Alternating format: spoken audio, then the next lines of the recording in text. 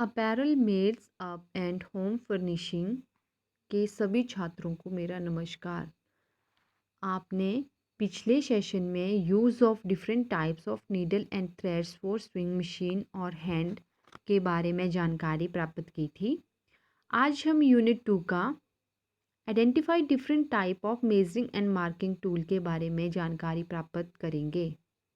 तो सबसे पहले हम इसके ऑब्जेक्टिव के बारे में जानकारी प्राप्त करते हैं। इस सेशन में छात्रों को identify different types of measuring and marking tool के बारे में पता चलता है। छात्र identify different type of measuring and marking tool के काम के बारे में सीखते हैं। छात्र विभिन्न प्रकार के identify different types of measuring and marking tool के उपयोग के बारे में सीखते हैं। Number 1, measuring tape. ये प्लास्टिक या रेक्सीन टाइप रबर का बना एक फीता होता है जो 60 इंच अथवा 1 मीटर 52 सेंटीमीटर लंबा होता है। इसमें इंच और सेंटीमीटर दोनों इकाइयों में निशान बने होते हैं। फीते की चौड़ाई इंच के 8 भाग में से 5 भाग अथवा 5 इकाइयों के बराबर होता है, जिसके एक सिरे पर 3 इंच लंबी तथा दूसरे सिरे पर 1.5 लंबी पीतल अथवा एल्यूमीनियम की पत्ती लगी होती है। इंच टेप के सिरों पर लगने इन पत्तियों के दो उद्देश्य होते हैं। नंबर 1, इसे पैंट पजामा निक्कर आदि की गद्दी की नाप लेने की सुविधा होती है।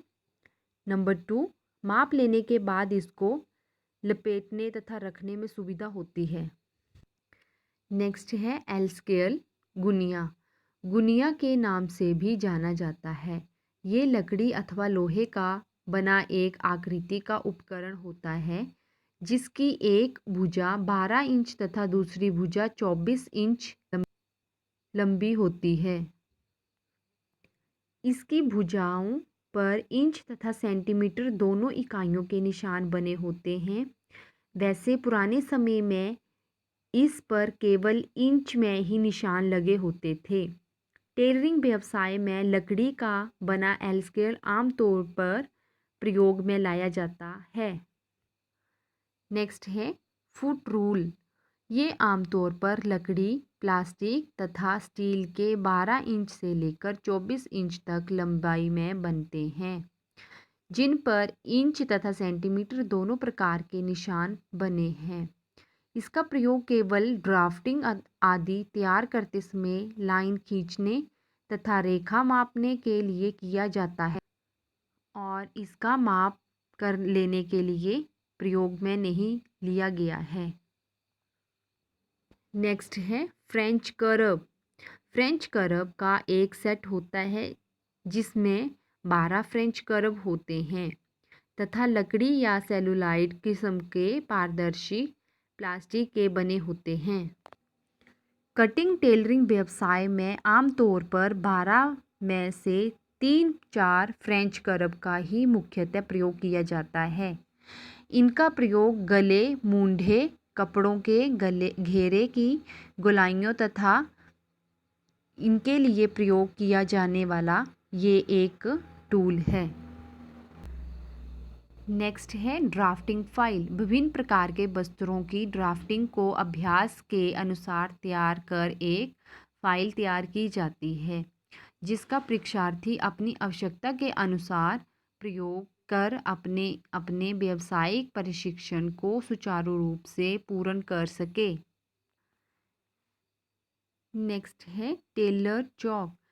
खड़िया मिट्टी के रंगीन तथा आयताकार पट्टियों के रूप में बने होते हैं।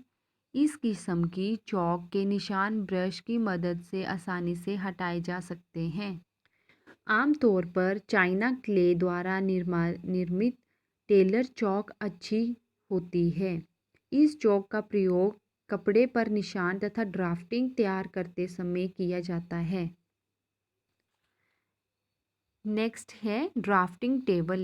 ये एक लकड़ी की बनी सामान्य ऊंचाई की मेज होती है जिस पर ब्राउन पेपर अथवा मिल्टन क्लॉथ बिछाकर ड्राफ्टिंग बनाने का काम किया जाता है। इस मेज की ऊपरी सतह एकदम समतल होनी चाहिए, जिससे इस पर ड्राफ्टिंग बनाते समय ड्राफ्टिंग रेखाएं सीधी एवं सही प्रकार खींची जा सके। आमतौर पर drafting table 6 inch 4 inch 3 foot inch लंबाई चौड़ाई ऊंचाई की माप में बना होता है। मिल्टन ब्रश ये सामान्यतः एक हत्थेदार ब्रश होता है जो कि लकड़ी पर विशेष प्रकार के बनावटी बालों और मुलायम किस्म के सिंथेटिक बालों द्वारा बना होता है। इसका प्रयोग मिल्टन क्लॉथ पर चाक द्वारा निर्मित ड्राफ्टिंग को मिटाने के लिए किया जाता है। नेक्स्ट है ट्रेसिंग व्हील। इसका प्रयोग बस्तर में से एक ओर से दूसरी ओर निशान उतारने के लिए किया जाता है और ये हल्के कपड़ों पर इसके बदले थ्रेड मार्का का प्रयोग भी किया जाता है। ये उपकरण हत्थेदार होता है। इसके एक सिरे पर लकड़ी अथवा प्लास्टिक का गोल हत्था तथा दूसरे सिरे पर चक्राकार कटावदार फिरकी लगी होती है, जिसकी सहायता से ये एक कपड़े से दूसरे कपड़े की ओर निशान लगाता है। नेक्स्ट है मिल्टन क्लॉथ। आमतौर पर ये नीले रंग का मोटा तथा गर्म कपड़ा होता है जिसको ड्राफ्टिंग अभ्यास के लिए प्रयोग किया जाता है। इस कपड़े पर ब्रश की सहायता से किसी भी प्रकार की गलतियों को तथा ड्राफ्टिंग के अनुसार शीघ्रता से मिटाया जा सकता है।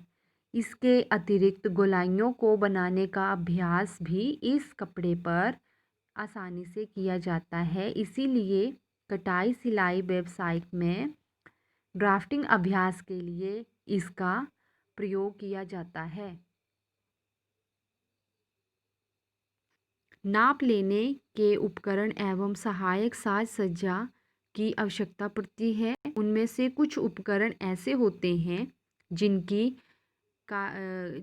कार्य करने की संभव नहीं होता है, जिनके बिना हम कार्य नहीं कर सकते।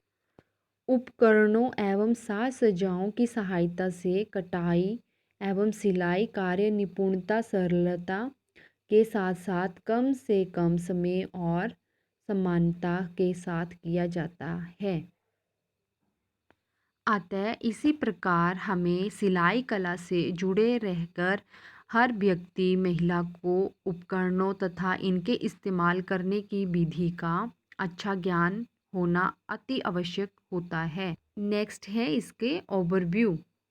Different types of measuring and marking tool को समझने के लिए छात्र सक्षम हैं। छात्र विभिन्न प्रकार के different types of measuring and marking tool की पहचान करने में सक्षम हैं।